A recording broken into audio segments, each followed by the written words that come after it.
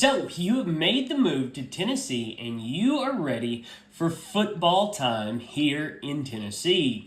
That is phenomenal because today we are going to be talking about the best game day traditions in Knoxville, Tennessee.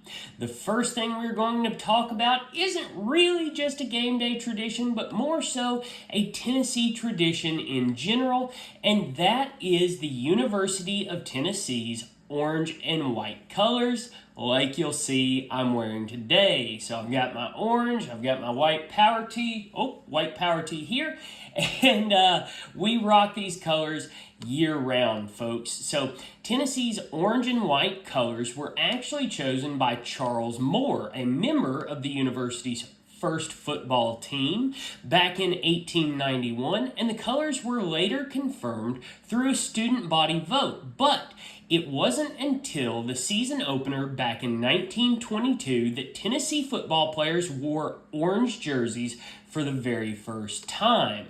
On September 23rd, 1922, Coach M.B. Banks Vols debuted the orange jerseys with a 50-0 victory over Emory and Henry. The colors of the jerseys were actually inspired by the American daisy, a flower that was commonly found on the Hill, one of the most gorgeous parts of the University of Tennessee's campus that is surrounded by the iconic Ayers Hall and overlooks our beloved Neyland Stadium. The next tradition is actually a game day tradition, and it is one of the greatest traditions in sports, and that is going to be Tennessee's entrance onto the football field. It is an incredible spectacle created by two of the university's most innovative minds. Each time the Tennessee Volunteers charge through the tee, formed by over 300 members of the Pride of the Southland marching band, and the excitement in the fall air is palpable, and the energy inside Neyland when this happens is absolutely electrifying. So, back in 1965, head coach Doug Dickey and band director Dr. W.J. Julian collaborated to design a unique entrance for the Volunteers. Julian had already made significant changes to the marching band since taking over back in 1961, including moving its oversight from the ROTC program to the College of Education. Now, the band has grown to over 140 members and adopted a less militaristic appearance in their uniforms, though the precision born from the ROTC tradition remained intact. Julian also introduced the legendary circle drill, one of the most challenging and unique marching band routines in the entire nation. For the 1965 season, Dickey moved the Volunteers from the east sideline near the home locker room in East Stadium Hall to the west side, allowing the team to enter the field through the giant T formation he and Julian had designed. The formation quickly became a beloved tradition by Volunteer fans across the entire state.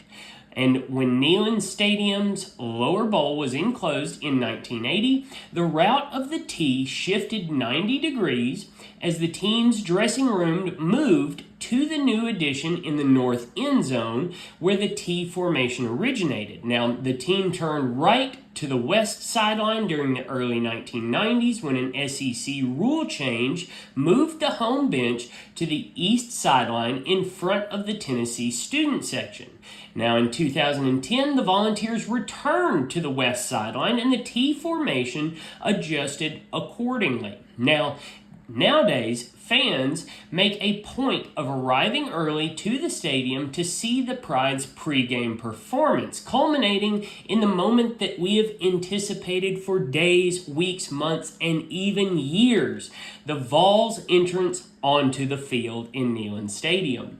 As they take the field, an extraordinary feeling spreads throughout the Vol Nation, from Neyland Stadium to fans around the world, and the famous line is said, "It's football time in Tennessee." Our next tradition is one that can be enjoyed year-round, but is even sweeter during football season.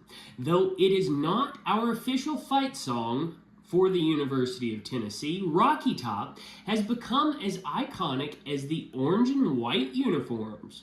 Written by Felice and Boudleaux Bryant at the Gatlinburg Inn back in 1967, the song became a worldwide hit after being recorded by the bluegrass legends, the Osborne Brothers, and later as a country hit by Lynn Anderson. The Pride of the Southland Marching Band first performed Rocky Top during a halftime tribute to country music at the Alabama game on October 21st, 1972, and the song quickly became a fan favorite. Longtime band director Dr. W.J. Julian made it a regular fixture at games, later remarking that if Rocky Top wasn't played, there would be a mutiny among Vols fans, and in 1982, Rocky Top was named an official song of the state of Tennessee. That is the 5th song at the time to have ever received this designation. And a little bit of a fun fact, when I was going through my orientation weekend at the University of Tennessee, they awoke the students, or potential students I suppose, at 5 a.m. on a Saturday by playing Rocky Top over the loudspeakers in the dormitories at full volume. For our next tradition, we get a little bit soggier, and again we head back to 1962, when former Vol Network radio broadcaster George Mooney became frustrated with the absurd game day traffic and began navigating his small boat up the Tennessee River to Neyland Stadium. Unknowingly, he started one of college football's most unique traditions. Mooney's creative solution to avoid Knoxville's absurd traffic has grown into a beloved thing that Knoxville residents and University of Tennessee students absolutely adore, and that is the Vol Navy. With more than 200 boats gathering for each UT home game, many of the boats will arrive early in the week to kick off days-long tailgating festivities. Tailgating's not just the weekend, and it's not just on solid ground at the University of Tennessee. It's on land, on water, and it takes up the whole week. Now, boats of all shapes and sizes will line the docks from the Bassler Boat House, home of the Tennessee Rowing Program, across from Neyland Stadium, all the way through Volunteer Landing Marina, Calhoun's on the River, and Bicentennial Park. The Neyland Greenway connects these locations, so it allows fans who arrive by traditional means to view the boats, soak in the atmosphere, and possibly even receive an invitation on board to join the party.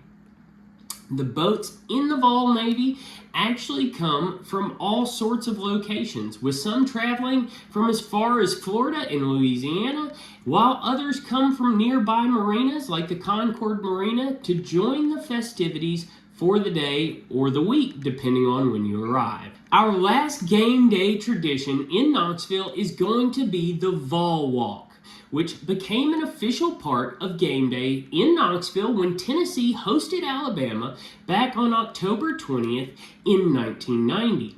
Over the years, the Vol Walk tradition has evolved with changes to its path and its length, and when the Tennessee Letterman's Wall of Fame was erected outside of Neyland Thompson Sports Center in 2000, the Hall of Fame head football coach Philip Fulmer introduced the tradition of players running their fingers along the wall's marble surface, which bears the names of every Tennessee letter winner in every sport.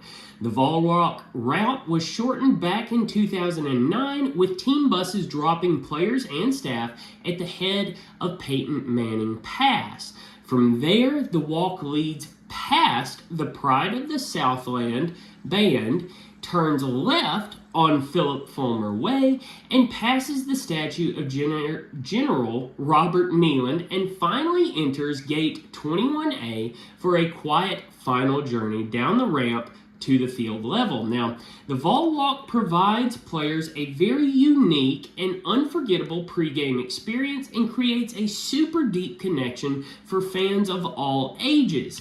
It's a place where grandparents share their love of Tennessee football with grandchildren, proud parents greet sons before a brutal game, fans get to meet their collegiate heroes, and where even marriage proposals have taken place. So if you're a Volunteers fan, I highly recommend taking the time and experiencing the Vol Walk. It is an unforgettable experience, and I can't wait to attend it this fall. So folks, I hope you have enjoyed the video today. I hope this got you excited for Tennessee football this fall as we approach closer and closer.